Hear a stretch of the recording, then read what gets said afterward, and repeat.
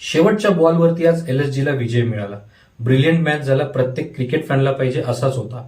कालची मॅच सुद्धा शेवटच्या बॉलपर्यंत गेलती. तिथे जॉश बटलरने हिट मारला होता आणि गुजरातला मॅच जिंकून दिली होती. आज रघुवंशीला ते जमलं नाही आणि केकेआर मॅच हरला. केकेआरनी 181 रन काढले. आज कॅमरन ग्रीननी फॉर्म दाखवला. त्याच्यासोबत रॉमेन पॉवेल या दोघांनी एक चांगली पार्टनरशिप केली आणि 181 रन पर्यंत केकेआरचा स्कोर गेला. आज आपण बघितलं रघुवंशीने पण एक चांगली बॅटिंग केली. अजिंक्य रहाणेने सुद्धा चांगली बॅटिंग केली. फिन ॲलन जास्त काही करू शकला नाही आणि रिंकू सिंग सुद्धा लवकर आउट झाला. 182चं टार्गेट जेव्हा भेटलं तेव्हा एलएसजी बॅटिंग करायला आली. असं वाटलं होतं सुरुवातीला की कदाचित हा टार्गेट जो आहे हा लवकर अचीव्ह केला जाईल, पण असं झालं नाही. आज एलएसजीचे सगळे मेन बॅट्समन लवकर आउट झाले. एडन माक्रम लवकर आउट झाला. मिचेल मार्श आउट झाला. निकोलस पुरन फॉर्म मध्ये नाहीये आणि रिषभ पंत सुद्धा लवकर आउट झाला. त्याच्यानंतर आला आयुष बडोनी. आयुष बडोनीने चांगली इनिंग खेळली. त्यांनी 54 रन काढले आणि केकेआरच्या बॉलरला दाखवलं की नाही बाबा, एलएसजीचे बॅट्समन सुद्धा चांगले रन काढू शकतात. त्याच्यानंतर मुकुल चौधरी आला. मुकुल चौधरीने 54 रन काढले. त्याचा स्ट्राईक रेट 200 पेक्षा जास्त होता.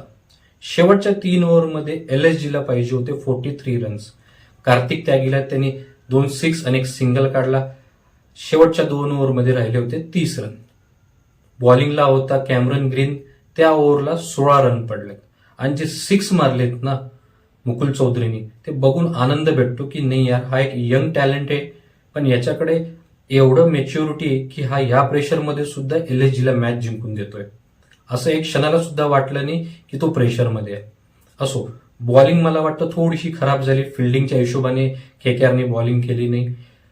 सुनील नारायणची एक ओव्हर कदाचित अजिंक्य रहाणे शेवटच्या ओव्हरसाठी ठेवू शकला असता, बट असं झालं नाही. शेवटची ओव्हर जेव्हा आली तेव्हा 14 रन पाहिजे होते एलएसजीला. वैभव अरोडा स्ट्राईकवर होता.